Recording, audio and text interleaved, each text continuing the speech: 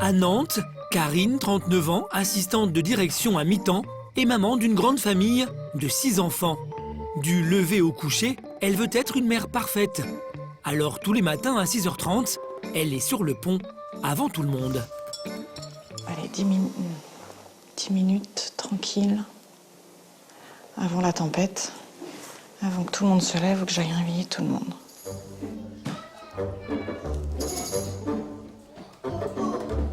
« 7h.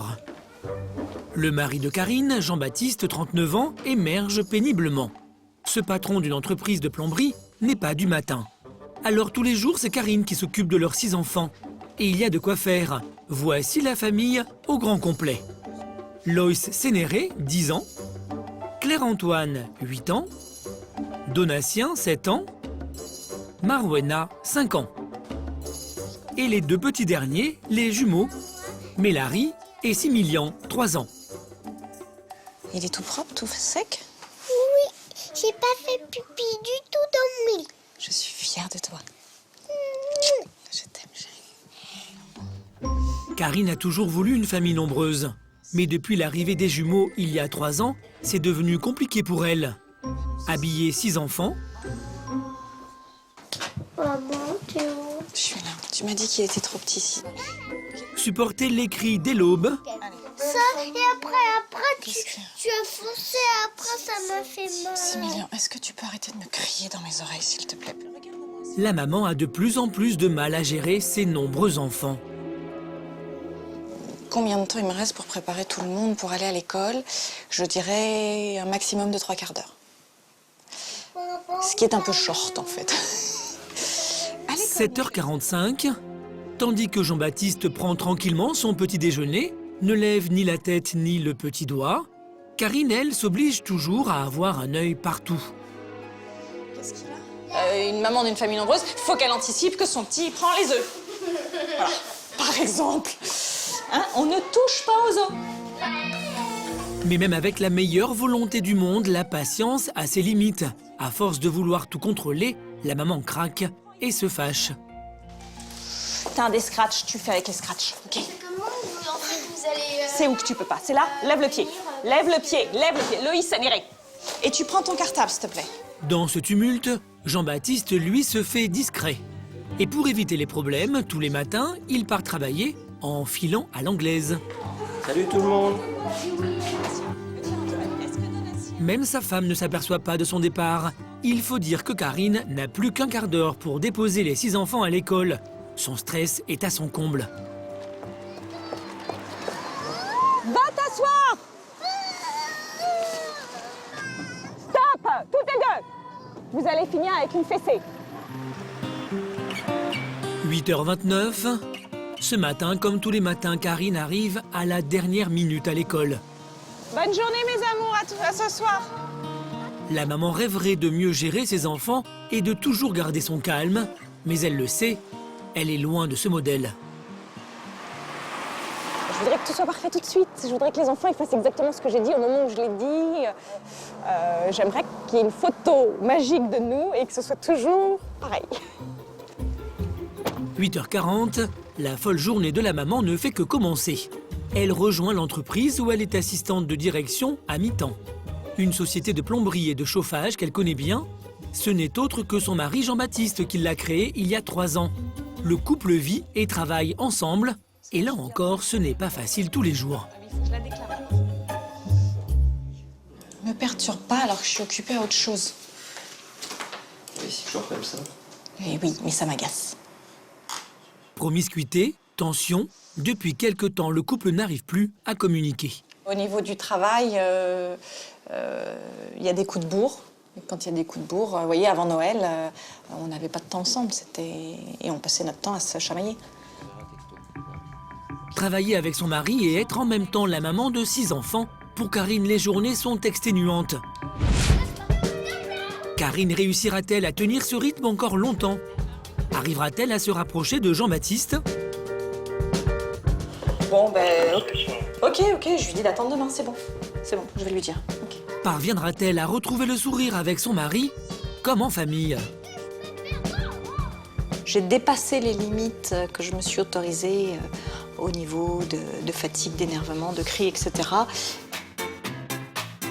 À Gonfreville-Lorcher, une petite ville près du Havre, en Haute-Normandie, Anaïs, 18 ans, et Thomas, 21 ans, reviennent de promenade car c'est l'heure de déjeuner. Dans la poussette, leurs 2 enfants, Luna et Noah, âgés respectivement de 2 et 1 an. La petite famille vit dans cet HLM chez les parents d'Anaïs. Marie-Claude et Jean-Claude sont eux-mêmes parents de 4 autres enfants plus jeunes, Alexis, Mathéo, Donovan et Jefferson, âgés de 4 à 14 ans. Non, hors de question. La chambre, c'est pas un coin pour manger. Bah moi j'ai dit non, c'est tout, c'est moi qui commande. Au total, 10 personnes cohabitent dans 60 mètres carrés. Alors évidemment, le moment du repas est toujours délicat. Bon, il y en a un qui va manger des frites, il y en a un qui va manger des pâtes, il y en a un qui va manger de la couscous. Il y a des moments où on se croyait dans un restaurant. Anaïs et Thomas ne travaillent ni l'un ni l'autre. Et c'est Marie-Claude qui s'occupe de tout en attendant que le jeune couple trouve un logement. Mais aujourd'hui, les jeunes parents ne supportent plus les intrusions permanentes dans leur vie de famille. Voilà la bouche. T'aurais plus dans la bouche que lui mange. Mais non. Mais oui. C'est l'inspectrice. Comme ça, elle surveille les et gestes. Bah c'est pour eux, hein. Parce que moi, s'ils s'en occupent mal, ils verront bien ce qu'ils leur arriveront derrière. Hein. Moi, j'ai été placée à la DAS, c'est pas pour que eux ils aient leurs enfants placés à la DAS en plus. Hein. À fois qu'ils arrêtent ce que moi j'ai vécu. Hein. C'est pour ça que je leur fais marcher comme ça, à la baguette. Anaïs n'avait que 15 ans pour sa première grossesse. Voilà pourquoi Marie-Claude l'a hébergée avec son compagnon Thomas dans son petit appartement. Il y avait citron, pamplemousse. C'est bon, tu te calmes. Alors, maintenant, tu vas faire. Mais avec les enfants de sa fille et les siens, plus 4 adultes à gérer, le quotidien de Marie-Claude est devenu un enfer. Oh non, mais il y a des toutous partout, des biberons partout, des tétines partout. C'est moi qui ramasse, c'est moi qui... Ah ouais, j'ai plus de voix. Dans une telle famille, Marie-Claude aimerait bien trouver un peu d'aide et de réconfort. Tu vas manger qu'après, toi, tu sortiras après. Hélas, son mari Jean-Claude a totalement baissé les bras. Il préfère désormais prendre ses repas seul. Aujourd'hui, Anaïs et Thomas sont de trop. Je mange devant ma télé. Allez, on met à table. Au calme. Hein? On n'a plus de vie. Parce que on peut plus sortir comme on veut. Parce qu'il y a Anaïs qui est là avec les 2 petits. Si on mettons une soirée entre nous avec des amis, on peut pas y aller. Parce qu'on sait pas si ça va se passer la soirée avec Thomas et les 2 petits. Quand les petits ont des problèmes de santé, ils sont toujours en train de nous appeler maman, ma fille a de la fièvre, maman, Luna pleure, qu'est-ce qu'il y a là, qu'est-ce que je fais, j'appelle le médecin, faut que j'aille à l'hôpital. Mais c'est vrai qu'ils ont des moments, moi je me suis dit, fatiguée de répéter toujours la même chose. C'est pour ça qu'on veut que ma fille ait un appart. Pour que ça fasse un peu moins la maison. Pour couronner le tout, Thomas semble en faire le moins possible et lui aussi s'isole. Un comportement qui porte sur les nerfs de toute la tribu. Quand Anaïs elle s'embrouille avec moi, c'est par rapport à Thomas, parce qu'il fait pas ci, il fait pas ça, il bouge pas. Alors ça monte, la tension monte. Alors pour éviter que la situation dégénère, le jeune couple n'a qu'une solution, sortir. C'est dans ce parc qu'ils ont l'habitude de se retrouver avec leurs 2 enfants. Là, ils se donnent du courage en se souvenant de leur rencontre provoquée par une amie commune. Ils ont très vite su qu'ils voulaient fonder une famille. On s'est parlé avec Anaïs, après on s'appelait tous les soirs, et puis depuis on s'est pas quitté. C'est pour ça que là, ça fait longtemps, ça fait 2 ans et demi. 2 ans, on a fait 2 enfants en 2 ans. Après avoir accouché de Luna, la jeune maman est tout de suite retombée enceinte. Le choix qu'elle a fait alors a bouleversé sa vie. J'étais en déprime, j'arrêtais pas de pleurer, je savais pas quoi faire. S'il fallait que j'aille me faire avorter, interrompre la grossesse et puis que je laisse le petit partir, ou soit je le gardais et puis j'assumais les 2. Mais j'ai bien réfléchi et je voulais le garder parce que je voulais un gars et une fille. Alors... Même si le couple est fier de ses enfants, aujourd'hui, il ne supporte plus de vivre chez les parents d'Anaïs. Les jeunes gens ont fait une demande de logement HLM, mais en attendant, ils doivent rentrer dans un appartement trop petit et s'entasser à 4 dans une seule chambre. Son 2e chausson. Tu peux me chercher son 2e chausson? Dans un tel capharnaüm, Anaïs met chaque soir plus d'1 heure avant de réussir à coucher ses enfants. Pareil, il va me chercher un sac, tout est tombé. Et bien sûr, comme à chaque fois, cela crée des tensions avec Thomas. À 4 déjà, c'est un peu petit. On a le four à micro-ondes qui est dans la chambre, on a la table allongée, enfin la chaise à bébé qui est dans la chambre, on a les cartons des jouets des petits, on a la poussette jumelle, on a les 2 lits, notre lit à nous, la commode aux petits. On n'y arrive pas. Hein. On doit les défaire, les refaire le lendemain. Faire ça tous les jours pour avoir de la place dans la chambre. Parce que sinon, on n'a pas de place du tout. Au bout de 2 ans passés ainsi, le couple en arrive parfois à regretter d'avoir fondé une famille.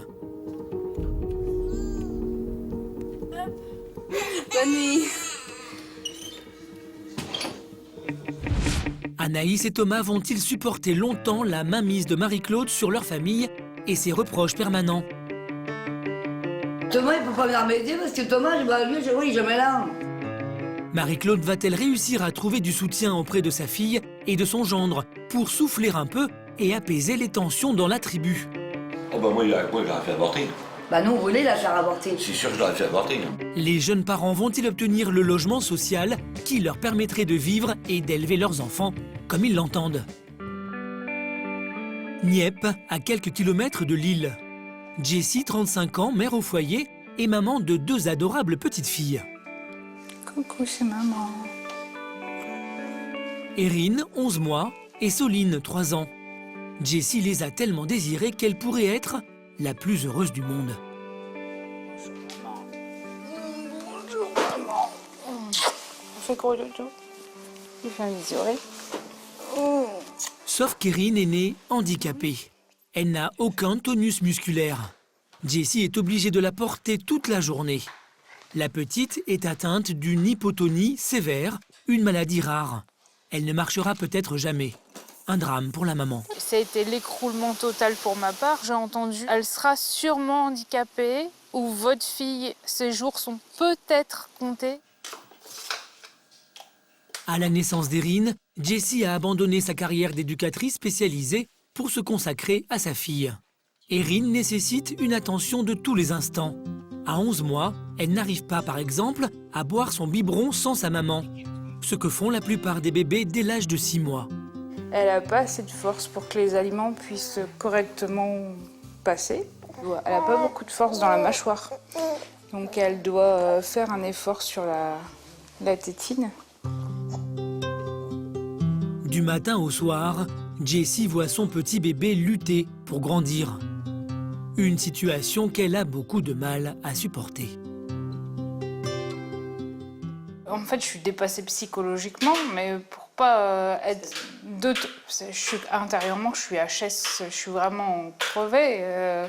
J'ai du mal à me lever le matin, j'ai du mal à faire une journée sur la longueur, je prends pas de répit.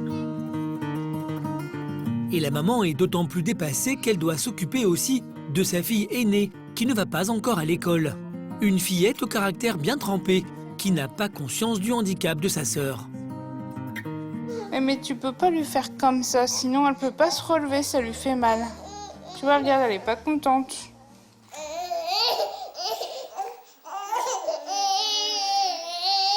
Non, je suis pas d'accord avec ça. Je suis pas d'accord avec ça. Pourquoi tu l'embêtes comme ça? Je suis pas d'accord avec ça, Soline. Tu le sais. Je veux bien que tu joues avec Erin, mais je ne veux pas que tu la prennes pour ta poupée. Regarde après. Elle a peur. Pour Jessie, le quotidien est devenu très lourd. En plus, depuis la naissance d'Erin, elle doit se rendre 3 fois par semaine chez la kinésithérapeute. Objectif de ces séances, aider sa fille à progresser sur le plan moteur.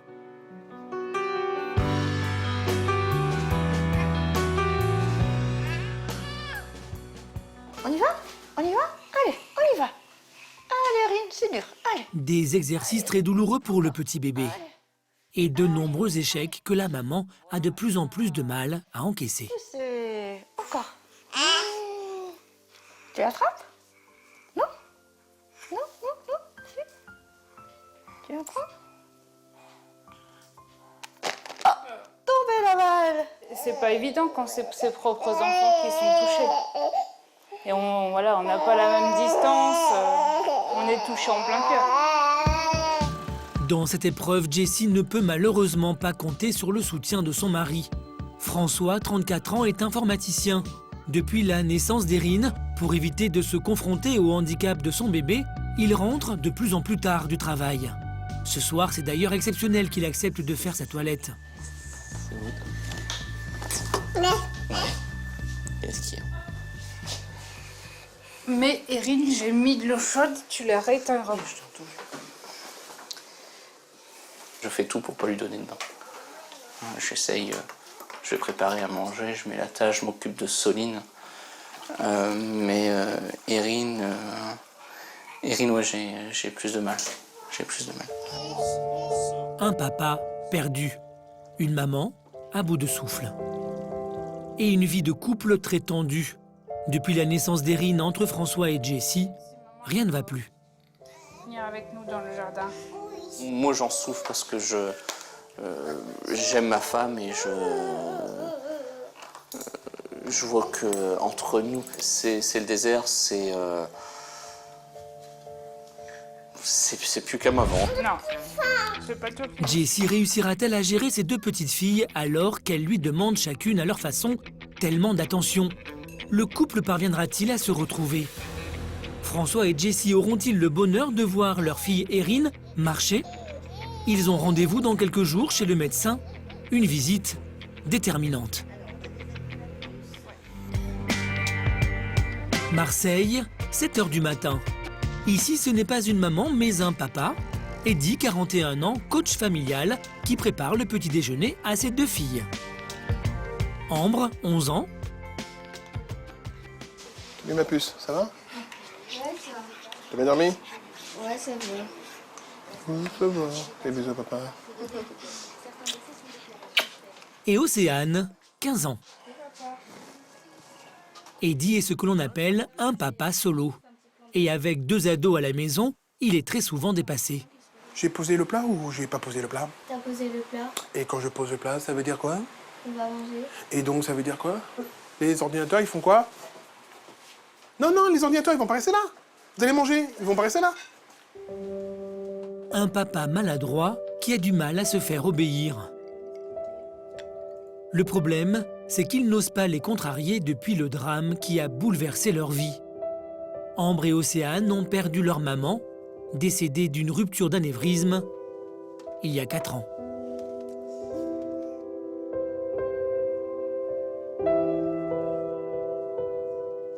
Ça a été beaucoup brutal parce que c'était le jour de mon anniversaire en plus.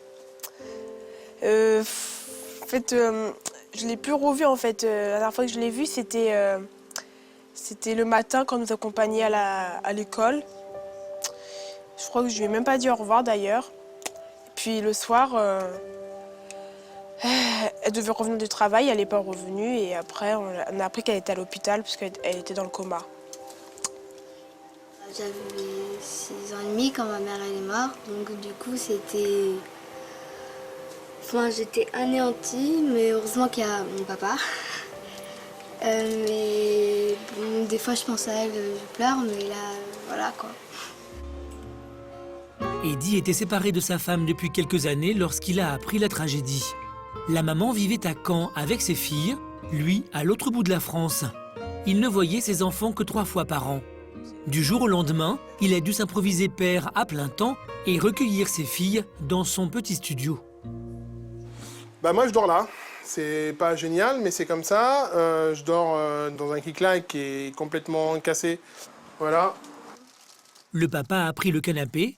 Les filles, elles, partagent l'unique lit de l'appartement. Il pose sur les photos. C'est un peu comme une cabane. Il y a 2 côtés. Là c'est mon côté, pour avoir un peu d'intimité, mais... Bon, c'est vrai que ça fait déjà 4 ans qu'on dort là. C'est un peu lourd à la fin, mais bon. Eddie recherche actuellement un 3 pièces à louer dans le centre de Marseille. Et il a beaucoup de mal à trouver. Il gagne à peine 1 000 € par mois. Dépassé financièrement, il aimerait pourtant offrir une vie meilleure à ses filles. Et Eddie n'arrive pas non plus à assumer tous les rôles, celui du papa et de la maman. Une séance de shopping avec ses filles, comme aujourd'hui, est pour lui un vrai cauchemar. Et on se dépêche. Avec lui, il faut que ça aille vite. Mais comme toutes les ados, Ambre et Océane aiment bien prendre leur temps. Combien de temps je prends pour acheter les vêtements, moi? 2 secondes, hein? Papa, c'est pas pareil, t'as un garçon. Eh ouais. Tu veux regarder quoi avec ça? T-shirt blanc et voilà, c'est bon. Moi, c'était pas... Le papa a du mal à s'adapter au goût du jour, mais surtout à voir ses filles grandir. Ouais, bah j'aime pas. Moi, j'aime bien. Alors là, c'est même pas la peine. Non, il est trop beau. Non, il est trop beau. C'est ça. Non, fais ça. Ah ben, on voit tout. Mais non, on voit pas tout. Ah ben, ma foi, si. Tu trouves ça comment? Au top. Au top. T'as pas de goût, papa. Non, j'ai pas de goût, mais ça fait vieux. Ambre est fâchée et déçue. Oh, jeune fille, tu fais quoi, là? Tu t'essayes rien. Bon. À contre-cœur, elle finit par obéir à son père et abandonne ses articles. Pourquoi tu pleures? Est-ce que je dois céder à toutes tes caprices, jeune fille? Mais c'est bon, il est normal, le t-shirt, hein, il est comme lui. Regarde-moi. Tu pleures, ma fille. Hein? Attends, moi, je veux me faire plaisir, mais bon. Eddie a tenté de réconforter sa petite fille. Mais comme souvent, il a l'impression de ne pas avoir trouvé les mots justes. Dans quelques jours, Océane doit passer son brevet, mais dans le petit studio, impossible pour elle de réviser convenablement. Réussira-t-elle son examen? C'est terrible. Elle est en train de gâcher son avenir alors qu'elle a un potentiel énorme. Eddie saura-t-il trouver une solution pour l'aider à réviser convenablement dans leur petit appartement? Parviendra-t-il à trouver un 3 pièces? À Nantes, il est 19h. Jean-Baptiste, qui rentre d'ordinaire très tard du bureau, a voulu faire plaisir à sa femme. Exceptionnellement, il est là avant le coucher de leurs 6 enfants.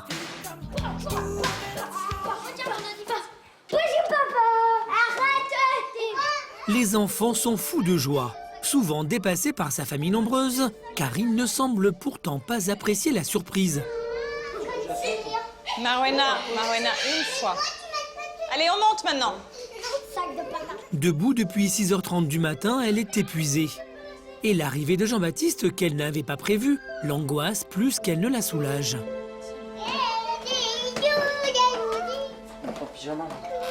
Le papa joue avec ses enfants.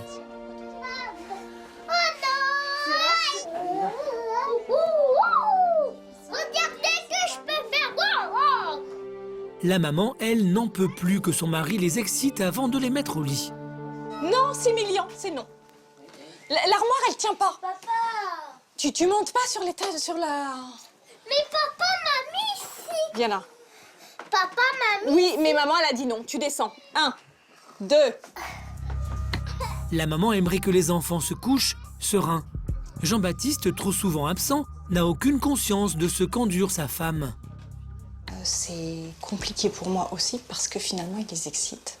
Parce que comme c'est rare, eh ben, ils en profitent. Ils ont envie de jouer avec leur papa, ce qui se comprend. Sauf que c'est plus l'heure. Enfin, c'est plus l'heure. Moi, à cette heure-là, je suis fatiguée. Et je préférais parfois qu'ils rentrent pas. Chut. Hey. C'est mignon. Sinon, j'éteins la lumière, là. Et tu es dans le noir complet. Donc, tu te tais. Je ne remonte pas, sinon c'est la fessée. Il est 21h30. Le calme règne enfin à la maison. Karine et Jean-Baptiste devraient se ménager une soirée, rien qu'à eux. Merci, chérie. Mais la maman n'en peut plus. J'ai dû serrer les dents aujourd'hui, j'ai mal. Oh, bon appétit. Merci à tous. Et plutôt que de profiter de ce moment paisible pour se retrouver, Karine et Jean-Baptiste se jettent sur les mots croisés. Filante. Il y est, filante. Deux solitudes qui cohabitent, la soirée à deux se termine dans le silence.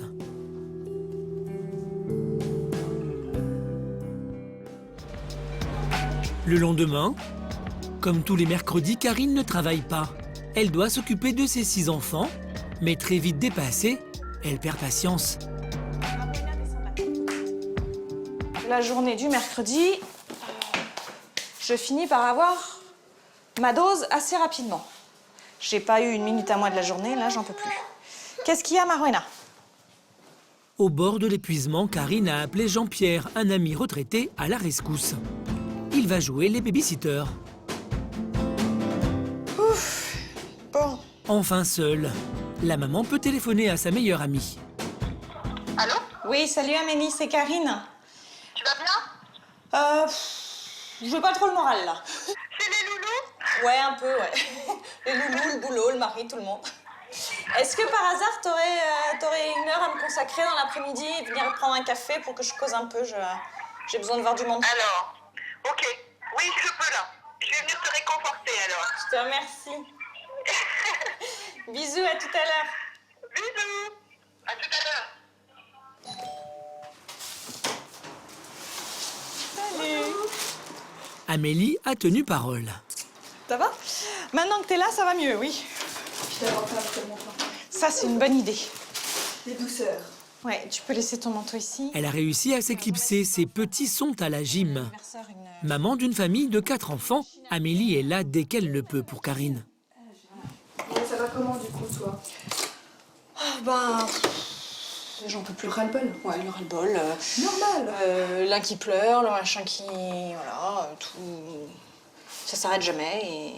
Oui, dans le salon? Oui, oui. Chahut, pleurs, journée à rallonge, Amélie connaît la chanson. Maman d'une grande famille, elle est elle-même parfois submergée. Mais ce que va lui confier Karine aujourd'hui va réellement l'inquiéter. J'ai dépassé les limites que je me suis autorisée au niveau de fatigue, d'énervement, de cris, etc. Oui, j'ai l'impression d'être une mauvaise maman. Les fois où j'ai pas été assez attentive ou assez présente pour Jean-Baptiste, j'ai aussi l'impression de pas être une bonne épouse. Tu crois que ça existe une femme parfaite à ce point-là? Non, non, non, non. Faut que tu trouves un truc pour décompresser. En attendant, Karine a pu vider son sac et elle se sent un peu mieux. Mais ça ne va pas durer. À bientôt. Bye. Merci. 19h30, la maman prépare le dîner pour ses 6 enfants. Et comme si cela ne suffisait pas, elle assure à distance le secrétariat de l'entreprise de chauffage de Jean-Baptiste. Ce soir, un coup de fil a priori anodin à son mari sera l'appel de trop. Ouais, allô chérie, excuse-moi de t'embêter. Je t'appelais parce que j'ai madame Massoulier qui m'a appelée. Et elle a a priori encore une grosse fuite sur sa chaudière.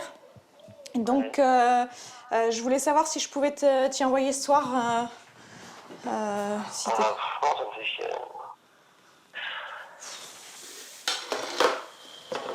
Bon, ben... Ok, je lui dis d'attendre demain, c'est bon. C'est bon, je vais lui dire. Ok. Bon, à plus, à ce soir. Entre Jean-Baptiste et Karine, le dialogue est devenu difficile. Au travail comme à la maison, la mère de famille n'a plus de soutien. On s'énerve vite, en fait. Et donc, je pense qu'on a besoin d'un tiers pour pouvoir en discuter et peut-être nous proposer des solutions, ou, je sais pas, se faire aider. Je pense qu'on en a besoin. Jean-Baptiste va-t-il accepter de consulter pour régler leurs problèmes conjugaux?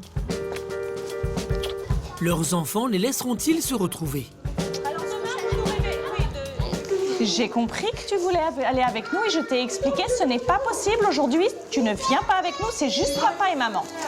Karine réussira-t-elle à gérer plus sereinement son rôle de maman et d'épouse?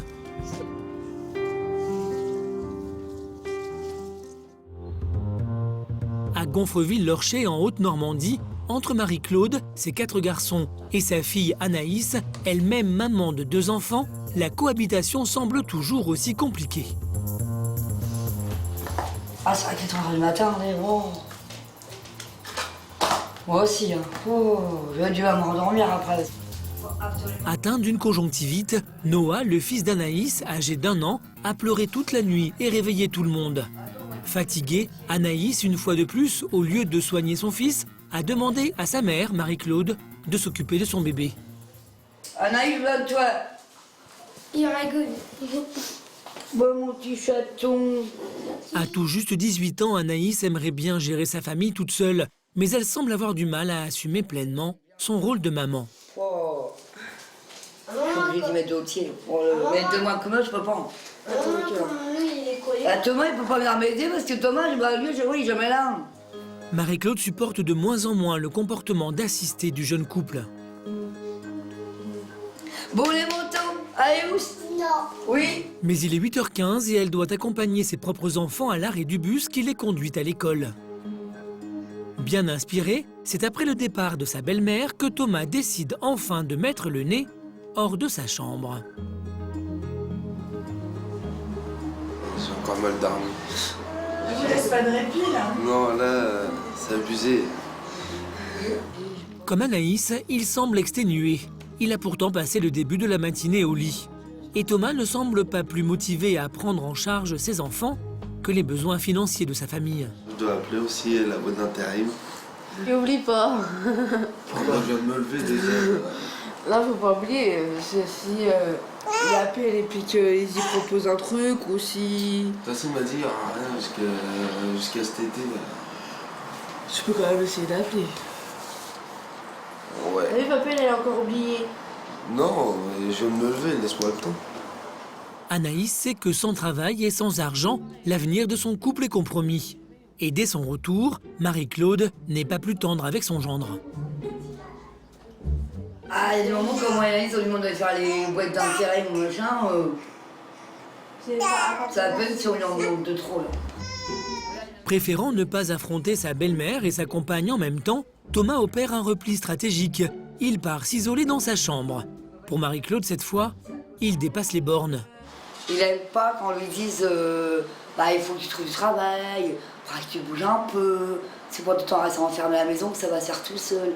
Alors il baragouine, comme sa fille, il baragouine, puis ça lui plaît pas, il s'enferme dans la chambre toute une journée.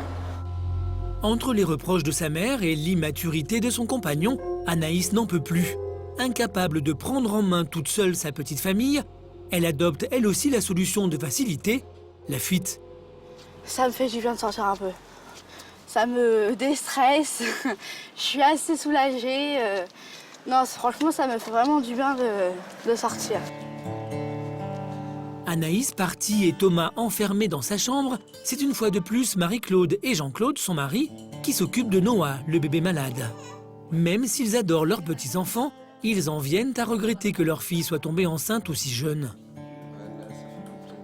C'est pour moi qui va dire ce qu'ils ont à faire. Il a 21 ans, là, elle a 18 ans, maintenant, ils se débrouillent. Hein. C'est pour moi qui va faire la loi, puis... Surtout, je reste persuadé, elle a fait des gamins trop vite. Oui, elle a fait des 2 enfants trop jeunes. Oh bah moi je l'aurais fait avorter. Bah nous, on voulait la faire avorter. C'est sûr que je l'aurais fait avorter. Nous, on voulait la faire Mais à avorter. l'hôpital, ils m'ont dit non, c'est pas votre choix à vous, c'est le choix. C'est le choix de la mère. Moi j'avais droit de rien dire du tout. Nous, on n'est que les grands-parents du bébé, là, on n'avait rien le droit de dire. C'était pas nous, malgré qu'il avait 15 ans. Maintenant, ils disent que c'est la maman qui doit choisir si elle garde ou elle garde pas. Ouais. Puis il y a des moments quand elle discute avec Thomas, elle dit ouais, j'aurais pas dû me faire de gauche, j'aurais dû me faire avorter. Je sais c'est pas une fois qu'ils sont là qu'il fallait réfléchir, ma fille. Il fallait réfléchir bien avant. Ouais, mais c'est sûr, maintenant qu'elle Voilà, a gâché sa vie. Hein. Bah oui, là, sa vie, elle est morte. Elle a fini l'école à 15 ans, elle a pas été... C'est ça que je regrette, moi. Elle a fichu sa vie, quand même. Bon, ils sont là, maintenant trop tard. Comme à chaque coup de blues, Anaïs est partie retrouver Justine, son amie d'enfance. Comme elle, c'est une très jeune maman de 18 ans. Est-ce que Juju, elle est là? Tu peux l'appeler, s'il te plaît? Face à la difficulté de leur quotidien, les deux amis se serrent les coudes. Pour gagner un peu de sous et aider sa copine, Justine a pris l'habitude de revendre des vêtements à Anaïs. Parce que ma fille a mes pulls. Ouais. C'est ça. Ça, j'en ai mis. Ouais, vas-y, je vais le prendre. C'est un peu compliqué, j'ai du mal, surtout avec 2 enfants très âgés, enfin presque le même âge, c'est un peu compliqué. Je comprends totalement, parce que moi, avec ma fille, c'est pareil. Des enfants en bas âge, nés alors qu'Anaïs et Justine n'étaient que des adolescentes. Et l'une comme l'autre ont du mal à compter sur leurs compagnons. Moi, je vis pas forcément avec le père de ma fille, donc toute seule, c'est... Il y a des moments, je crois que je vais pas y arriver. Heureusement que mes parents, ils m'aident. Ouais, bah t'es comme moi. Hein. Mes parents ils m'aident quand on n'est pas là. Hein. Ok. Bon, bah je te remercie, ma Juju. Puis bah, si t'as d'autres fringues, bah, je leur remonterai pour le mois prochain. Ok, vas-y, bisous. La discussion avec son amie a renvoyé Anaïs à sa propre situation. Aujourd'hui, elle ne supporte plus de dépendre autant de ses parents. Alors, décidée à rester au foyer tant que ses enfants sont petits, elle va tout faire pour motiver Thomas à trouver du travail. Mais y parviendra-t-elle? Bonjour monsieur, ce sera pour déposer un CV. Les deux amoureux réussiront-ils à prouver à Marie-Claude qu'ils sont capables d'assumer seuls leur rôle de parents? C'est toi qui vois, hein, tu l'as choisi ton copain, maintenant c'est à toi d'assumer. Ah mais je pouvais pas savoir qu'il était comme ça. Le couple réussira-t-il à être autonome et à voler de ses propres ailes? À Nieppe, près de Lille, depuis qu'elle a appris que son bébé était handicapé, Jessie est à bout. Erin, sa petite dernière, est atteinte d'une hypotonie sévère. Elle n'a aucun tonus musculaire et risque de ne jamais marcher. Dévastée, la maman n'a plus une minute à elle. Soline! Et comme si cela ne suffisait pas, depuis quelque temps, Soline, son aînée, lui donne du fil à retordre. Soline! Elle va de plus en plus loin avec sa petite sœur qui est incapable de bouger, donc de se défendre. Et vu son état, cela risque d'être dangereux. Tu vois, je vais tout casser parce que je t'entends faire des bêtises. Donc tu arrêtes, tu vas dans la véranda chercher le porte-bébé à maman. Dépêche-toi. Soline est censée être au coin dans la véranda.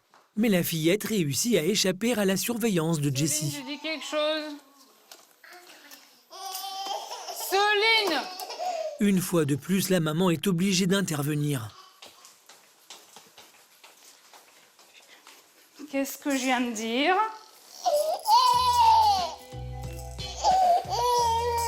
Maintenant, t'as pas le choix, tu vas à la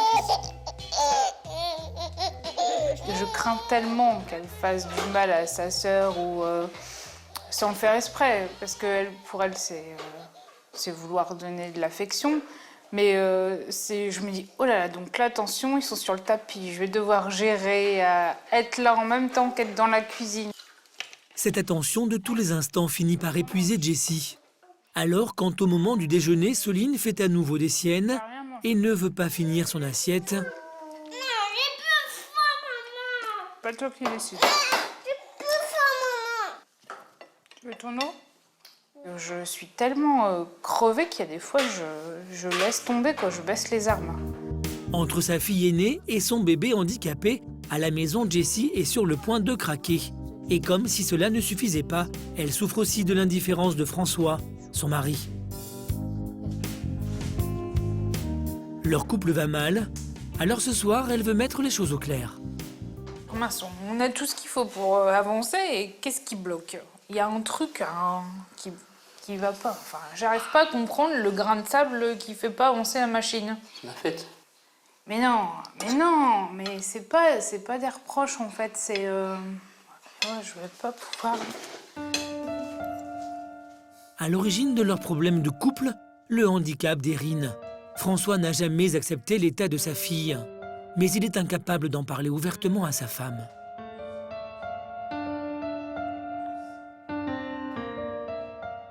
Je sais, pour te connaître suffisamment, que toi, t'es pas bien, mais que tu n'arrives pas à me le dire. Et je me trompe. Voilà. Je garde pour moi. Ouais, que tu gardes les choses pour toi. Et que moi, je me dis, mais mince, on est tous les deux dans le mal-être.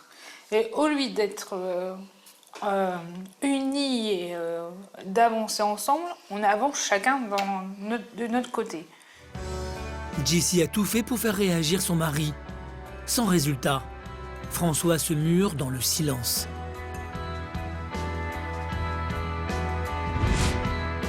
Jessie n'a pas fermé l'œil de la nuit. Et ce matin, elle a peur que son couple ait atteint le point de non-retour. Elle appelle son père, devenu son confident dans cette épreuve. Je me sens pas entendue, j'ai prononcé déjà plusieurs fois le mot où je vais divorcer parce que j'en peux plus, que je me sens comme une maman solo. Il n'y a pas 50 solutions. Qu'est-ce qu'il faut que je fasse? Non, tu n'as pas le droit de pourrir ta vie et celle de tes enfants parce que que ton mari ne comprend pas les choses. S'il ne comprend pas les choses, bah, il faut passer à autre chose, c'est tout. Hein. Ouais, ouais. En pleine crise de couple, Jessie et François vont se rendre dans quelques jours à un rendez-vous décisif pour leur fille. Erin a passé des tests médicaux afin de savoir si elle pourra marcher un jour. Quel sera le diagnostic du neurochirurgien qui suit Erin depuis sa naissance? François changera-t-il de comportement vis-à-vis de sa fille? Le couple réussira-t-il à se retrouver malgré ses épreuves? Je sais même plus ce qu'elle me demande. Dans un instant, vous découvrirez comment Eddie, le papa solo, se bat sur tous les fronts pour donner un avenir à ses deux filles.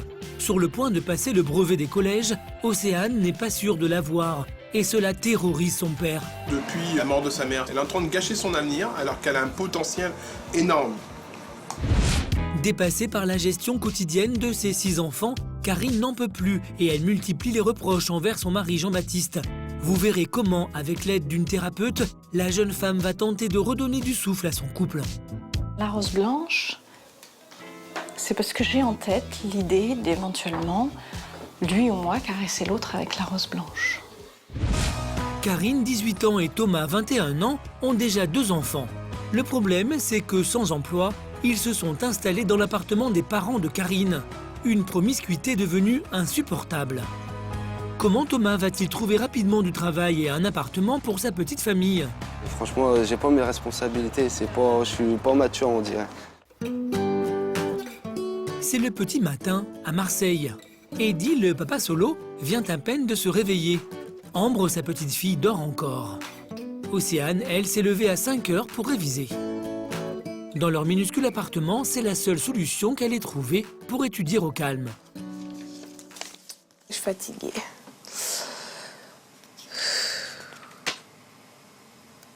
Je crois que je vais m'endormir là. Plutôt bonne élève, Océane, actuellement en classe de 3e, a de mauvais résultats scolaires depuis la disparition de sa maman. En plus, difficile de se concentrer dans ce petit studio où toute la famille s'entasse. Dans quelques heures, elle va passer le premier examen de sa vie, son brevet. Mais elle a tellement peur d'échouer qu'elle retarde au maximum son départ. Ça va encore? Non, parce que je me vois pas là, ça m'énerve. Tu vois pas? Non. Ouais, c'est comme ça. Mais attends. Moi, ce qui me tue, c'est que depuis 3 heures du matin, t'es debout et t'as pas le temps de te préparer? Depuis 3 heures du matin? J'ai révisé. Tu fais quoi? Ah, tu révises? Et après, toi, t'en es où là? Si Eddie s'énerve, c'est que lui aussi a peur pour l'avenir de sa fille. Papa. Hein? C'est tout. Bonne chance et arrête de stresser. Ouais. Océane se rend enfin au collège. Ce matin, elle passe son épreuve de français. Là, je me sens un peu stressée. C'est le verdict. C'est le jour J. De son côté, Eddie tente, lui, de se détendre. Il se sent dépassé par les responsabilités vis-à-vis de ses filles et il culpabilise de ne pas mieux savoir s'en occuper. Depuis la mort de sa mère, Océane, elle s'est mise dans sa petite bulle et c'est terrible, c'est terrible. Elle est en train de gâcher son avenir alors qu'elle a un potentiel énorme. Fin de journée, Eddie vient de rentrer du travail. Ses 2 filles sont déjà à la maison et le papa n'a qu'une seule chose en tête, savoir si Océane a réussi son épreuve. Alors, comment ça s'est passé ce matin? Mal. Sérieux? En français, moyen. Et ce que fait, c'est la rédaction, j'arrive pas. Est-ce que tu penses que tu l'auras le brevet? Non. À peine déjà sur le point de départ, ça y est, tu te dis ouais, je vais perdre. C'est vrai ou c'est faux? Ouais. Bah oui. Donc on a bien vu. Tu me dis ouais papa, je vais réviser et tout. Tu révises quoi? Même pas 1 heure. Après Facebook. Non mais je suis pas obligée de Oui. sortir, elle regarder la télé. Oui, mais c'est pas ça qui fait que tu auras un avenir. C'est pas ça qui fait que tu auras un avenir. Malgré sa déception, Eddie ne peut s'empêcher de penser qu'un appartement plus grand pourrait permettre à Océane d'étudier dans de meilleures conditions. Avec un salaire de 1 000 € par mois, il peine à trouver un 3 pièces dans le centre-ville de Marseille. Mais en attendant la perle rare, les épreuves du brevet ne sont pas terminées et Eddy veut tout faire pour permettre à sa fille d'obtenir son précieux diplôme. Il a convaincu une professeure de l'accompagner dans ses révisions. Que fais-tu? Océane. Bonjour Océane. Bonjour. Alors, où allons-nous nous installer? Dis-moi. Autour de la table. Oui. Avant de se plonger dans le programme de mathématiques, il faut bien sûr faire un peu de place dans le minuscule studio. Pour commencer, évaluation des connaissances de l'adolescente. Sur le coup, tu sais pas. Non. Les algorithmes. Ah là là. Racine carrée. Non, ça, j'étais pas là, je crois, quand ils ont fait cette leçon. D'accord. Identité remarquable. Ça me dit quelque chose, mais en fait, j'écoutais pas en maths. Je faisais que de parler. Les maths, c'est le gros point faible d'Océane. Mais l'enseignante sent qu'elle a surtout besoin d'être rassurée. Faut oser. Faut pas dire je sais pas tout. Tout me fait peur. C'est pas vrai. Il y a une chose qui te fait pas peur, il y a une chose que tu comprends pas, mais tu sais des choses. Pendant 1 heure, elle va donc entraîner Océane pour le brevet. Et finalement, en confiance, l'adolescente se débrouille plutôt bien. Et tu appuies sur un exécute. 23. Voilà. Ah ouais, c'est plus facile. Il faut en faire plusieurs pour que ça devienne un automatisme. Ouais. Fin du cours, Eddy vient d'arriver. Inquiet pour son ado, il veut savoir si elle a une chance d'obtenir son brevet.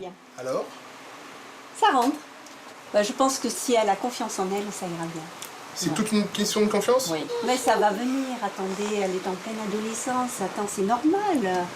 C'est normal. Tu as de bonnes réactions, Océane, t'inquiète pas. C'est normal. Grâce à l'aide de sa prof particulière, Océane réussira-t-elle son brevet des collèges? À cause de leur minuscule studio, Ambre est très triste de ne pas pouvoir inviter ses copines. Eddy trouvera-t-il les mots pour la consoler? C'est différent d'une maman. Un papa, c'est protecteur. C'est protecteur comme ça. Eh oui, c'est protecteur comme ça, ton père. Eh oui, c'est comme ça, un papa. Ça protège. Eddy est d'ailleurs sur la piste d'un 3 pièces dans le centre-ville. J'espère que c'est un palace. Mais avec ses faibles revenus, arrivera-t-il à décrocher ce nouvel appartement? Avec ses 6 enfants, Karine est totalement débordée. Son quotidien est d'autant plus compliqué qu'elle travaille avec Jean-Baptiste, son mari. Qu'est-ce que tu cherches? La date.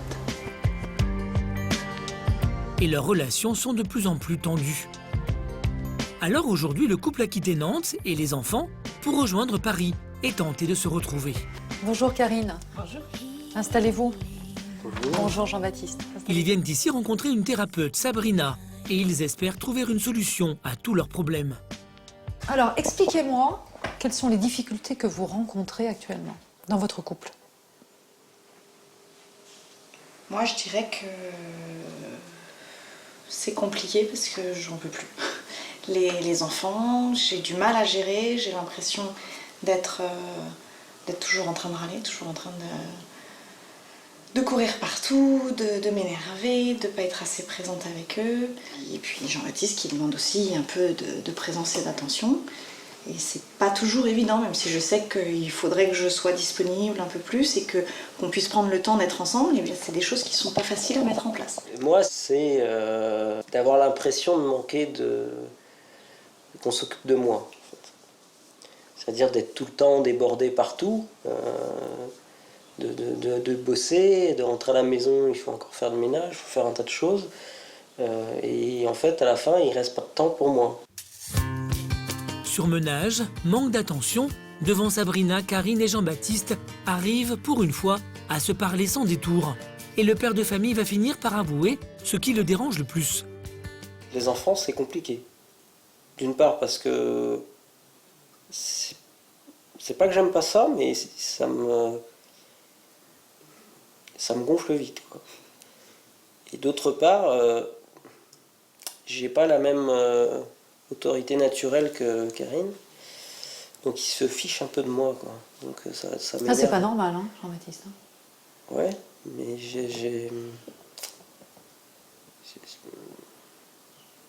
quelque chose, j'arrive pas à gérer ça. Pour Sabrina, Karine et Jean-Baptiste sont trop accaparés par leur vie de famille et leur couple a besoin de trouver un nouveau souffle. Pour cela, la thérapeute a des conseils très précis. C'est clair dans la tête de Karine que vous êtes le chef de famille. On est d'accord là-dessus? Donc vous êtes d'accord tous les deux là-dessus. Ok. Le chef, c'est celui qu'on écoute. Il faut que, quand Karine s'en va, puissiez vous occuper des enfants sans que ce soit une galère. D'accord?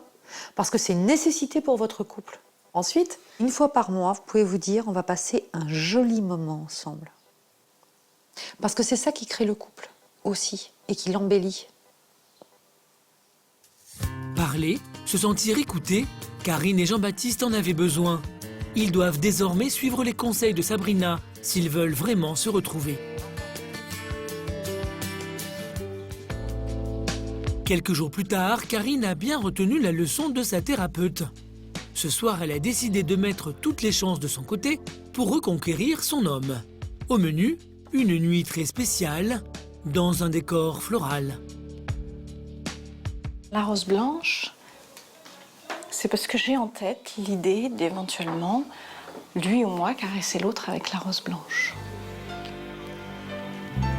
Mais bien entendu, une maman de 6 enfants n'est jamais à l'abri d'être dérangée, même dans les moments les plus intimes. Qu'est-ce qui se passe, Claire? C'est Lolo. Il fait tout pour te m'acheter pour que je perde.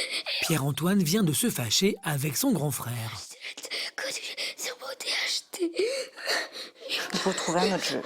Tu proposes un autre jeu où tu joues tout seul ou tu attends d'avoir des copains pour jouer. Moi, j'ai pensé que vous arriveriez encore à vous entendre, mais ça n'a pas fonctionné. D'accord? Allez, moi, j'ai du travail.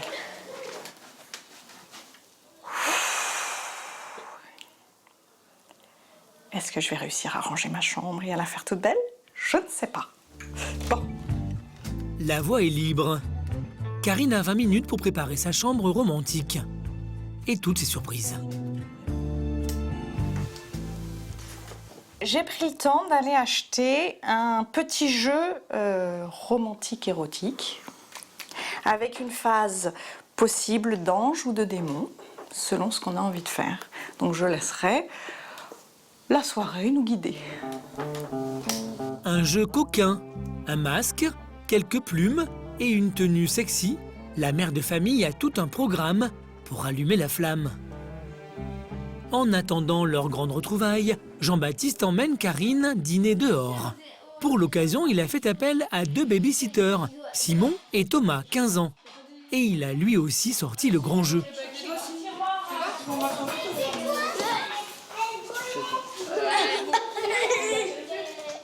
C'est beau. Je me souviens pas de cette cravache. Un soir exceptionnel pour Karine et Jean-Baptiste.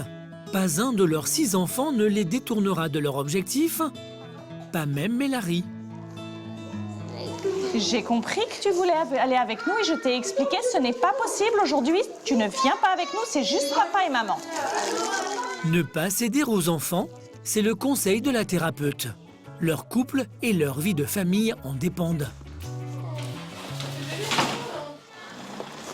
Ce soir, en prélude, c'est dîner aux chandelles, dans une cave branchée de Nantes, tenue par un ami. Salut Jean. Camarade. Impeccable. Merci Jean. Champagne, regard complice. Entre Jean-Baptiste et Karine, très vite, la magie est à nouveau au rendez-vous.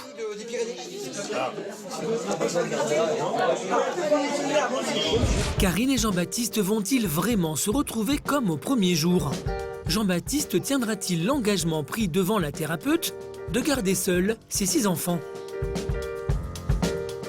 C'est des expériences de 6 millions. Karine réussira-t-elle enfin à vivre une vie de famille heureuse et apaisée?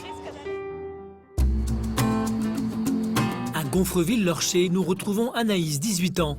Cette maman de 2 enfants a invité sa mère Marie-Claude pour une sortie shopping. Oh bah le magasin il est ouvert, elle l'a rouvert. Ah, le magasin des... Ouais. On va y aller si tu es en vitesse. On a le temps. Mon père, il garde les gosses. L'occasion idéale pour la jeune fille est de discuter avec sa mère. Loin de la promiscuité du petit appartement où la famille vit entassée, Anaïs va tenter de retrouver sa confiance. Là, c'est votre taille, c'est ta taille. Oui, regarde. En ce début de mois, elles viennent de toucher leurs allocations familiales, près de 900 € pour Anaïs et 1300 € pour Marie-Claude. Alors, dans un premier temps, elles vont se faire plaisir. Il est mignon. Avec le haut? Ouais, il est leader. Le petit pantalon là? Là, j'aime bien. La complicité mère-fille reprend vite ses droits. Mais Anaïs a envie de se confier à Marie-Claude.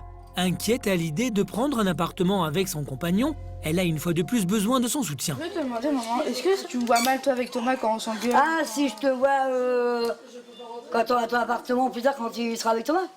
Bah, je sais pas, moi, je vis pas avec Thomas. Mais je te l'ai toujours dit, quand on a ton appartement, tu verras bien comment tu seras avec Thomas, si tu seras heureuse ou pas. C'est toi qui vois, hein, tu l'as choisi, ton copain, maintenant, c'est à toi d'assumer. Ah, mais je pouvais pas savoir qu'il était comme ça. Hein. Deux autres t-shirts. Anaïs a eu le malheur d'aborder le sujet qui fâche, Thomas et l'indépendance du jeune couple. Marie-Claude leur reproche à tous les deux leur immaturité. Merci. J'ai l'impression qu'elle a encore l'âge enfant. Comme Thomas. Thomas, c'est pareil, on lui donne 21 ans. Il a pris 21 ans, j'ai l'impression qu'il n'a pas 21 ans. Il faut le prendre par la main pour aller quelque part, il faut le pousser pour aller quelque part. C'est ce que je dis, tu as 21 ans, Thomas, réveille-toi, bouge-toi, puis quelque chose, je sais pas moi. Mais il veut pas, il comprend pas, on lui conseille plein de trucs, mais il n'en a rien à faire. Ah, je peux pas me casser en quatre pour être partout, hein. Ça, c'est pas possible. Marie-Claude est à bout. Et elle n'a qu'une envie, voir sa fille et son gendre quitter enfin la maison pour s'installer dans leur propre appartement. Ce qu'elle ne sait pas, c'est que Thomas, lui aussi, ne supporte plus la cohabitation houleuse et les reproches de sa belle-mère. Je vis encore chez les parents de ma copine et que c'est eux qui commandent. Et franchement, j'ai pas mes responsabilités. Je suis pas mature, on dirait. Franchement. Mais bon, on verra bien. Déjà, trouver un appartement. Puis après, on verra dans ces cas-là. Pour avoir plus de chances d'obtenir cet appartement, il a décidé de trouver du travail. Ce matin, il va déposer son CV dans une agence d'intérim. Bonjour monsieur, ce serait pour déposer un CV. Je vais prendre votre candidature. Thomas va vite déchanter. Dans sa région, le travail se fait rare pour des jeunes comme lui. Il a été trop dilettante dans ses études. Et il le paye. On a des gens qui n'ont pas forcément de profil adapté aux besoins. C'est beaucoup des professionnels. Voilà, on est sur une région pétrochimique où les clients désirent des gens qui sont aptes à travailler aussitôt, des professionnels. Et pour Thomas, comme beaucoup de personnes, n'ont pas de qualification pure. Après, les petites missions, il y en a, mais il y a tellement de gens qui ont le CV comme Thomas, un petit peu dispatché dans tous les domaines, que c'est pas facile. Mais il ne faut pas se décourager. Non, c'est sûr. Bon bah, je vous remercie. Merci. Merci vous aussi. Au revoir. Bien décidé à gagner son indépendance et à obtenir un appartement, le jeune homme refuse de se décourager. J'ai essayé de me remotiver, puis essayer de trouver du travail pour ma famille, puis pour mes amis, puis tous ceux qui me soutiennent. Ah là là. De retour à l'appartement, Thomas veut à tout prix éviter une nouvelle confrontation avec sa belle-mère. Alors il va un peu enjoliver la réalité et lui raconter sa version de l'entretien à l'agence d'intérim. Ça y est? Ouais. Elle m'a dit il va en parler à ses collègues et puis il va essayer de me rappeler. Il m'a dit déjà mon CV il est bien. Mais il faut que j'aille plus de trucs, il faut que j'aille au Pôle emploi. Il a fait un gros effort, c'est bien, c'est bien. C'est bien, c'est un début, c'est principal. Cette fois, Marie-Claude semble vouloir donner une chance à son gendre. Le plus important, c'est que le jeune couple prenne son indépendance pour la laisser enfin s'occuper de sa propre famille. Vivement qu'ils aient leur appartement, d'abord je m'en marie. Le jour qu'ils ont cet appartement, on va souffler. On va souffler. 2 jours plus tard, c'est un moment important qui s'annonce pour Thomas et Anaïs. Ils ont rendez-vous avec les services sociaux de la ville. Après des mois d'attente, ils vont savoir si on leur attribue un appartement. Aujourd'hui, c'est vraiment la... Croisons les doigts. Ouais, croisons les doigts. Savoir s'il y a des bonnes nouvelles ou pas. Et l'espoir est partagé par toute la tribu. Je Parce que là, ça commence à avoir plus de place, donc des gens vont déménager, on peut pas, si on a Anaïs. Ah, là, il faut que ça bouge. Ici, c'est vrai que c'est... Des fois, on pète les plombs. Avec ce projet d'un appartement rien que pour eux, Anaïs et Thomas ont retrouvé confiance en l'avenir. Car avec ou sans travail pour Thomas, si on leur attribuait un logement ce matin, ils pourraient déménager rapidement. Bonjour. Mais la petite famille n'est pas encore tirée d'affaire. Le jeune couple va-t-il réussir à obtenir l'appartement tant attendu? Une fois la famille chez elle, Thomas va-t-il enfin s'investir dans son rôle de père et soutenir sa compagne? Le jeune homme a été pris à l'essai dans un restaurant. Parviendra-t-il à décrocher cet emploi de serveur pour subvenir aux besoins de sa famille? On sert des clients, donc quand on sert des clients, il faut avoir un respect. Nieppe, près de Lille. Depuis la naissance de leur fille Erin, le quotidien de Jessie et François est devenu difficile. Atteint d'une maladie rare, leur bébé n'a aucun tonus musculaire. Un handicap que François n'a jamais réussi à accepter et qui fragilise le couple. Mais aujourd'hui, c'est ensemble qu'ils se rendent à l'hôpital.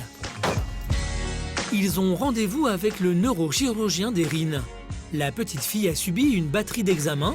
Les parents vont peut-être apprendre si oui ou non, elle marchera un jour. Là, on arrive à quelques minutes du rendez-vous, donc je me pose des questions. On se demande ce qui va se passer. Dans la salle d'attente, Jessie a elle aussi du mal à cacher son angoisse.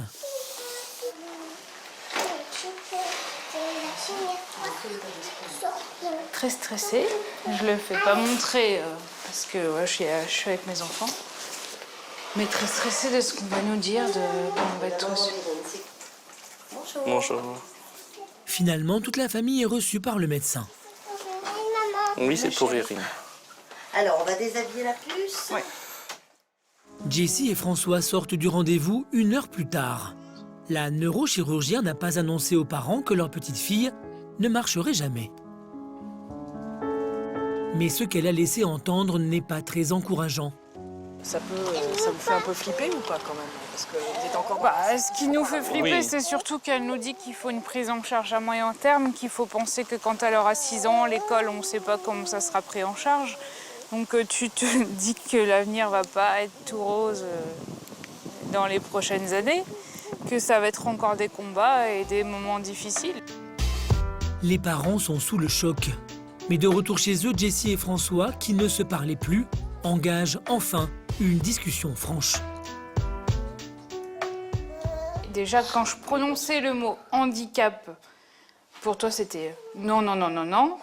Et tu te cachais, tu disais non, mais c'est, voilà, elle a peut-être été chamboulée dans ton ventre, elle était peut-être mal été placée, c'est peut-être que tu as eu une césarienne. T'as quand même refusé en bloc le mot handicap. Et je fais comme si elle n'était pas handicapée. Mais on ne sait pas comment elle le mot va. handicap est là. Oui, elle est handicapée, voilà. Je veux l'entendre. Oui, je veux l'entendre. Voilà, elle est handicapée. Mais on ne sait pas son degré d'handicap, on ne sait pas comment elle va évoluer. Pour Jessie, c'est une première victoire. Son mari a enfin assumé devant elle le handicap de leur fille. Mais ce n'est pas suffisant pour la jeune femme. Quelques jours plus tard, déterminée à sauver son couple, Jessie décide de prendre les grands moyens. Et à l'occasion d'une balade en famille... J'aimerais bien qu'il y ait... qu'on aille voir quelqu'un. C'est vraiment là, moi, j'en peux vraiment plus. C'est la dernière solution pour moi à notre vie de couple. Sinon, on va droit dans le mur. Sinon, il n'y a plus de solution. Je sais pas, j'arrive plus à voir le bout du tunnel.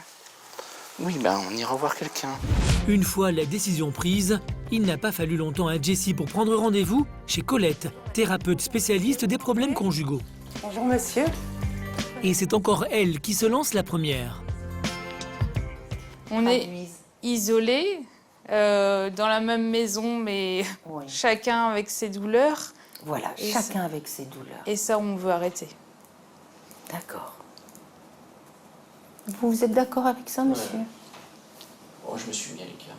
Vous êtes mis à l'écart? Je me suis mis à l'écart. Très vite, Jessie et François abordent le handicap de leur bébé mais aussi leur vie intime qui prend l'eau. Pourtant, un détail choque la thérapeute et Colette tente une expérience qui pourrait permettre au couple de se rapprocher. Et vous vous regardez pas. Prenez vos deux mains. Il y en a du mal, ça, Ah oui, je sens. à refaire. Je sens. C'est comme s'il y avait... Je sens. Oui, je sens. Une Ah, c'est bien, crainte, monsieur. Vous tournez, vous je sais regardez, pas. madame. Oui. Alors, le premier travail pour rétablir la communication entre vous, ça va être de repartir de ça. De voyer ces émotions qui montent jusque-là et d'oser les parler avec l'autre. Parce que si dans un couple, on ne sait pas se parler ses émotions, pourquoi on aurait de l'intimité? Si c'est pas ça, la vraie intimité. La thérapeute a aperçu encore beaucoup d'amour chez Jessie et François. Elle va leur faire une autre proposition pour les aider à retrouver leur intimité perdue, des vacances en famille, loin du quotidien. Les vacances préconisées par Colette donneront-elles à Jessie la solution pour sauver son couple? Sinon, on va droit dans le mur.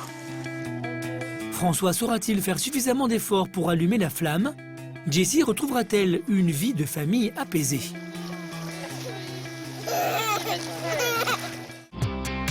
Dans un instant, vous découvrirez comment Eddie va se mettre en chasse d'un appartement pouvant l'accueillir, lui et ses deux filles. Pas facile quand on a ses petits moyens financiers. Et puis, je vois bien ménager, ouais. Ça sera peut-être moi, ça sera bien, je pense. De leur côté, Anaïs et Thomas se sentent prêts à voler de leurs propres ailes avec leurs deux enfants. Mais pour que la famille prenne son indépendance, Thomas doit trouver un travail stable et ce n'est pas gagné. Il faut mettre la chemise à l'intérieur. À l'intérieur. Parce qu'on n'est pas, dans la zone. On sert des clients, donc quand on sert des clients, il faut avoir un respect. À Marseille, Eddie n'a pas encore quitté le minuscule appartement où il vit avec ses deux filles. Et cela lui pose de plus en plus de problèmes. Ce soir, au retour du collège, Ambre, très fragile depuis le décès de sa maman, est en pleurs.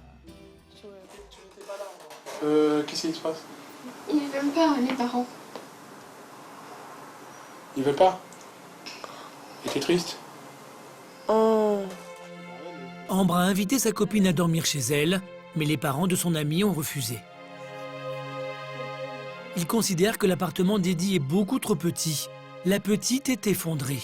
Une fois de plus, le papa solo se sent dépassé par les événements. Une mère, ça permet de les calmer, de leur dire bon, c'est rien, de faire un petit câlin à l'un et câlin à l'autre. Ouais, c'est une présence qui me manque terriblement, ouais.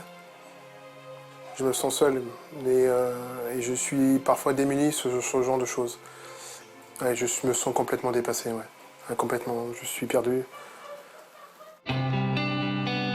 Après l'incident, Eddie a beaucoup réfléchi.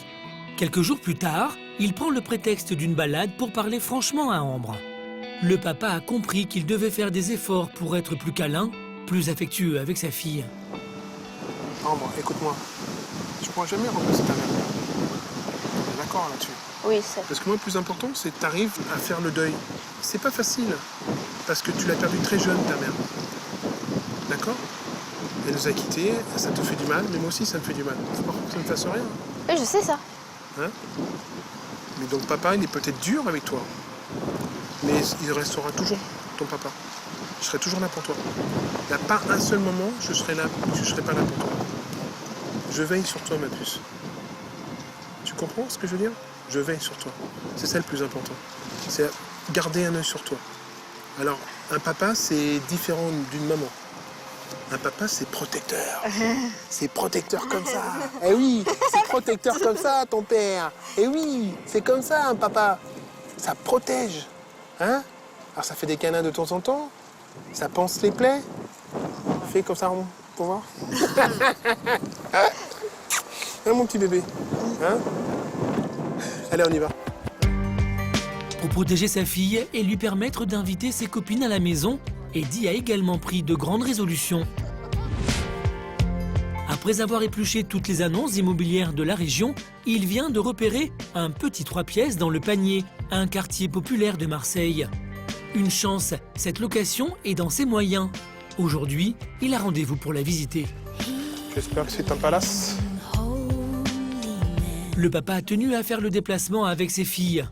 Et c'est fébrile qu'il rencontre l'agent immobilier. Ambre. La petite, elles font la bise. Hop, Océane. Voilà. On y va, on va regarder. Ils espèrent tous que ce nouvel appartement va changer leur vie. L'agent immobilier leur propose un 40 mètres carrés. Petit donc. Mais surprise, il est plutôt coquet. Et surtout Océane et Ambre, qui dorment dans le même lit depuis 4 ans, auraient leur propre chambre. Là, on peut mettre nos manteaux, Tes affaires ici. Puis là, toi, tu feras par exemple les 2 placards d'en haut. là, c'est tous les sous-vêtements, tu vois. Ouais, mais ce qui est quelque chose. Et les ados s'y projettent déjà. Je pense que je me retrouverai plus d'intimité, que c'est plus grand, et puis je vois bien ménager, ouais. Ça sera peut-être moi, ça sera bien, je pense.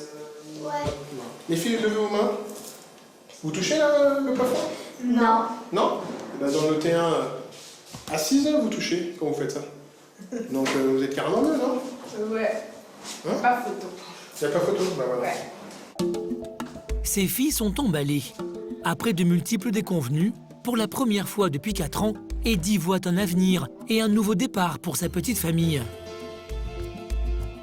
Je me sens léger, je me sens libre. Libre d'être avec mes filles, libre dans un endroit qui va être sympa. Et on pourra mieux vivre, quoi. Parce que sincèrement, là, dans ce T1, c'est plus possible. C'est vraiment plus possible. Moi, là, je suis le plus heureux du monde. Leur nouvel appartement sera-t-il à la hauteur de leurs espérances? Le balcon, le rêve. Ça me permet de prendre un café au soleil, quoi. C'est génial. Les filles vont-elles cesser de causer du souci à leur père? Mais est-ce que l'ordinateur, il t'a fait à toi? Est-ce que moi, je te le prends l'ordinateur? Mais tu s'en bats, t'as un ordinateur, moi, j'ai pas de casque. Océane obtiendra-t-elle son brevet des collèges?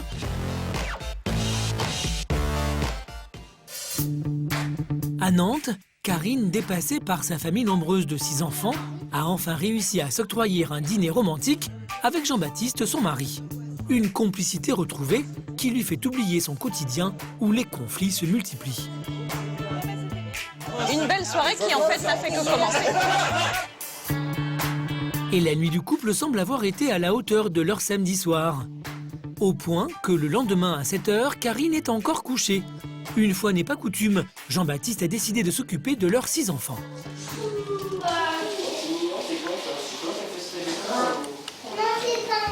Jean-Baptiste suit les conseils de la thérapeute, mais évidemment, Similian, le petit dernier, lui a déjà joué un sacré tour. Ouais, bon, enfin, ça se met pas par terre, Similian. Bon. C'est une découverte habituelle, ça. C'est les expériences de Similian. La prochaine fois, qu'est-ce que ça va être, papa? Bah, on sait pas. Jean-Baptiste reste philosophe, même s'il regrette déjà sa soirée en amoureux. Ah, ça marche pas dans ce sens-là. On chérit les moments où on peut être à 2. Il est 8 h, Karine vient à peine de descendre. La maman, qui d'ordinaire se lève à 6 h 30, a l'impression d'avoir fait une grasse matinée. Et elle se sent presque coupable. Bon, est-ce que j'ai le droit de faire un thé? Oui. Tu prends le temps. Mais non, mais sinon, elle est toujours en train de courir partout. Et elle se pose jamais. Donc je dis, bon, tu prends ton thé.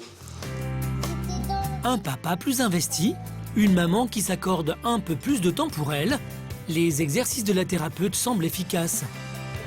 Karine et Jean-Baptiste sont plus détendus. Pour la première fois depuis des mois, ils ont même organisé une sortie en famille. Au programme, bowling pour tout le monde. Allez, on fait tous les 2. Loin des corvées du quotidien, Karine retrouve le sourire. Oui, mais Larry, il a respecté. J'ai tout raté. Je passe un bon moment. Attends, elle est pour moi là, chérie. J'aurais pas imaginé que c'était drôle. Là, c'est vrai, ce qui est bien, c'est qu'on arrive à peu près à les cadrer. Et il est cadré, cadré. Une vraie sortie en famille où tout le monde participe. Les enfants sont ravis des nouvelles résolutions de leurs parents. Est-ce que ça te plaît le bowling, ma chérie? Oui. Ça te plaît le bowling? Super. Grâce à l'aide de leur thérapeute, Jean-Baptiste et surtout Karine sont en passe de réussir leur pari. Allez, chérie. Et ils redécouvrent les plaisirs d'un vrai moment en famille.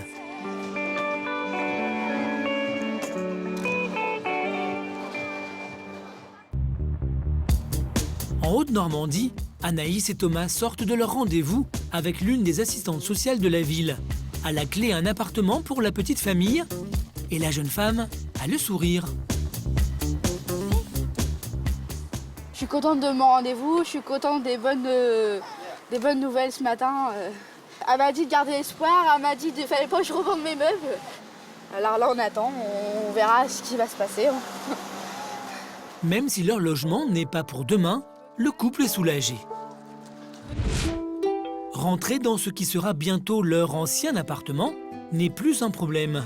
Et Anaïs profite de sa vie de maman avec Noah, le petit dernier âgé d'1 an. La promesse d'une nouvelle vie de famille semble avoir apaisé tout le monde.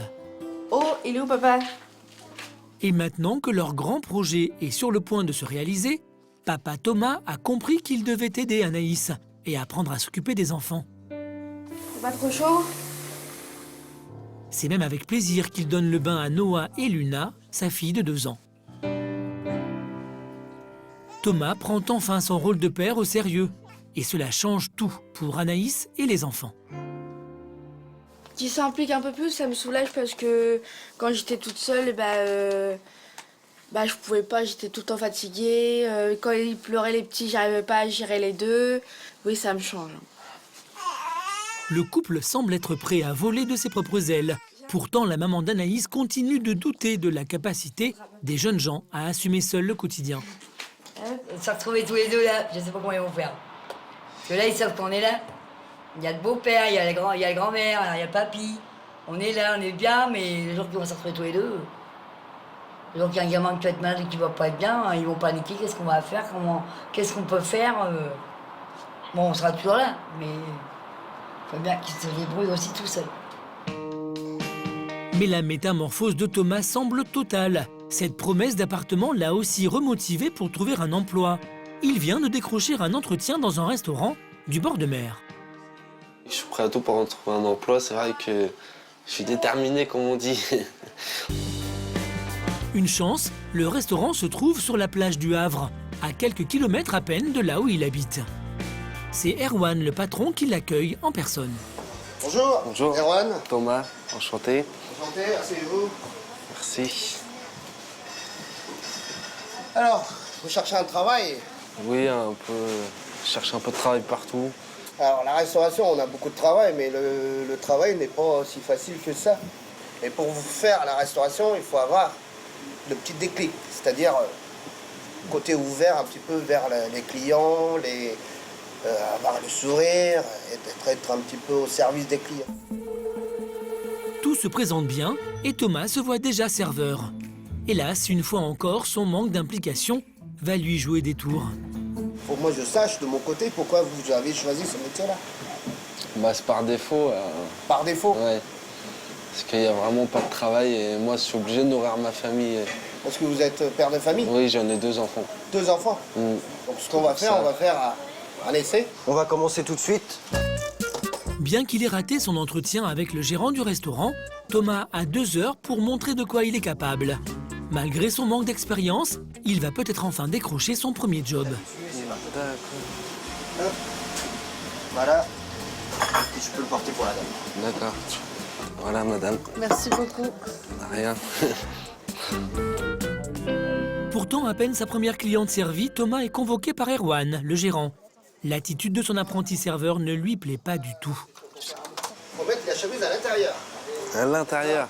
Parce qu'on n'est pas, dans la zone.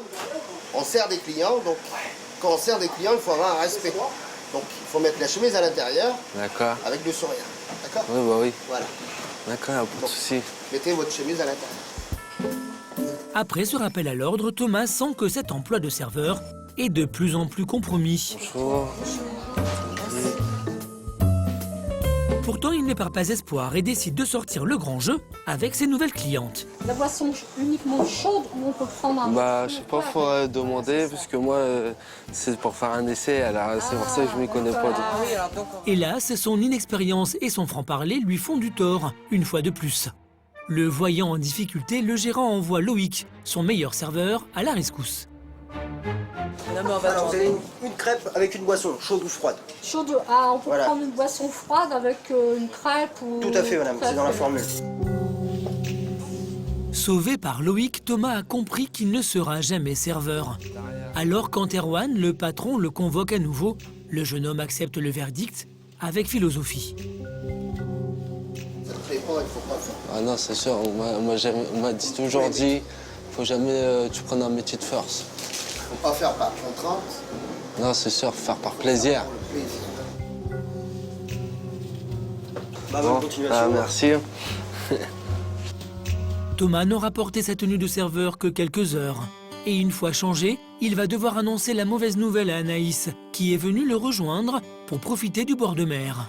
Sans ce travail, le couple n'a plus qu'un seul objectif auquel se raccrocher. Après, quand on aura notre appartement, ça sera 10 fois mieux. On pourra faire ce qu'on veut, se coucher à l'heure qu'on veut. Ça, sur ça. Comme on dit, indépendant. Voilà, c'est pour ça que... Mais bon, faut tenir, c'est tout.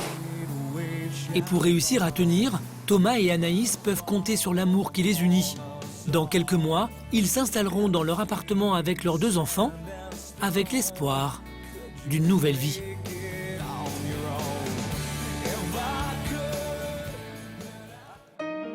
Jessie et François ont décidé de prendre les grands moyens pour sauver leur vie de famille et leur couple. Dépassés par le handicap de leur petite fille Erin, ils sont allés voir une thérapeute familiale qui leur a conseillé de partir en vacances, tous ensemble. Tu peux aller visiter. C'est en Bretagne, au camping, qu'ils vont tenter de résoudre leurs problèmes. Ah, c'est là. Ouh. Hé hé, t'es contente? Oui, papa. Oui. Soline a l'air ravie de ce début de vacances. Mais c'est sans doute Jessie, sa maman, qui est la plus impatiente d'en profiter. Je compte beaucoup sur ces vacances, mais même s'il fait pas beau, je sais que c'est pas ça le plus important. Mais l'euphorie de l'arrivée dans leur bungalow va être de courte durée. Dès le lendemain, au moment du repas, dans le couple, l'ambiance change. Pâtes carbo. Tiens, maman. Tu peux les faire. Pour les vacances, François a accepté de partager les tâches domestiques avec Jessie. Et surtout de s'occuper d'Erin, la petite dernière. Mais il a le sentiment que pour sa femme, il n'en fait jamais assez. Je sais même plus ce qu'elle me demande. Elle me demande le parasol, elle me demande de faire à manger. D'habitude, je fais tout.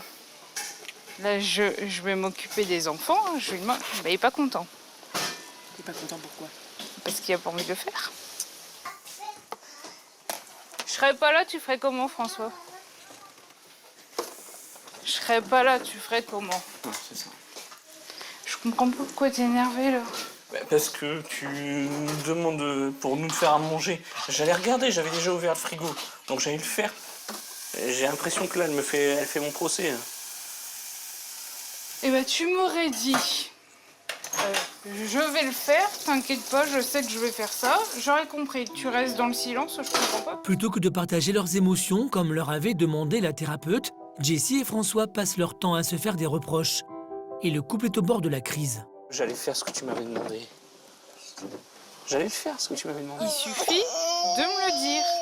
Je peux pas le deviner. J'ai même pas eu le temps de te le dire. T'étais tout de suite dans le frigo en train de dire papa, il sait pas ce qu'on va manger. Ouais, c'est tout. Vive les vacances, hein, c'est super bien. Pas sûr que le séjour en Bretagne réussisse à apaiser les tensions accumulées par le couple. Pour éviter d'en rajouter, Jessie décide d'emmener sa fille, Soline, à la piscine.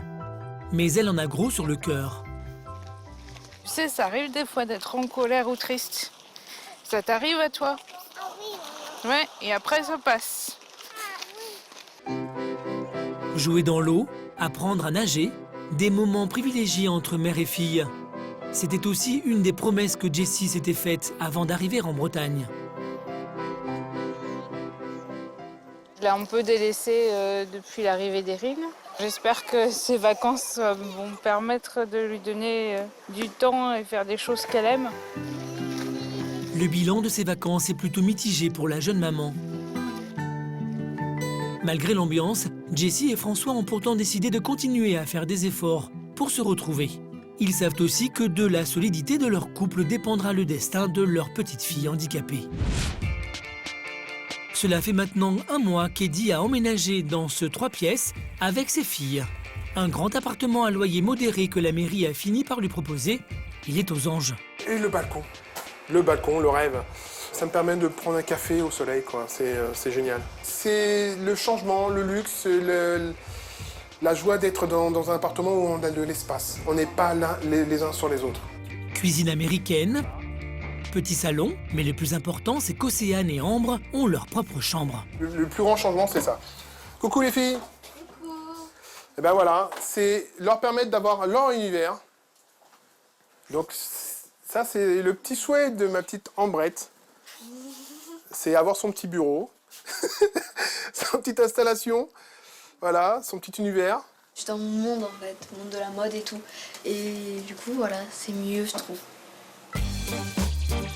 Une chambre à elles pour se raconter leurs secrets et inviter leurs copains. Ouais, maintenant on peut danser, on peut fermer la porte, s'éclater, faire des battles et tout. Ouais, faire la teuf. Et comme un bonheur n'arrive jamais seul, Océane a finalement obtenu son brevet. Mais gérer 2 filles, même dans un grand appartement, n'est pas toujours simple pour Eddie. Et la bonne humeur peut très vite dégénérer en dispute.